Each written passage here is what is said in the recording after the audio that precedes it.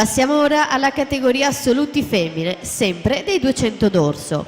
Previste sono 3 batterie. Nella prima troviamo Gaia Grigoletto in corsia 1, Maria Gabrielli in 2, Martina Buttazzoni in 3, Martina Biasoli in 4, Elisa Bernardi in 5, Cecil e Chiaer in 6, Ilenia Fassetta in 7.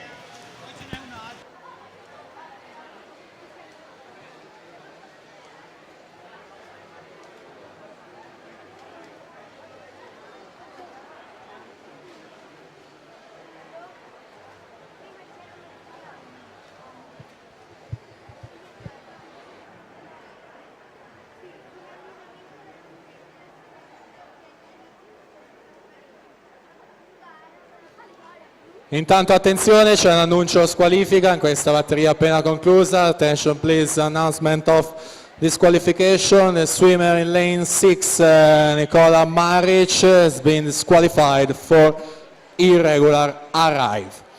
In acqua abbiamo l'ultima, seconda numero 2, ritroviamo Filippo Biasin in corsia centrale, doppio bronzo, abbiamo detto proprio in questa gara dei 2 d'orso, sia ai criteri di Riccione che ai categoria di Roma in vasca lunga.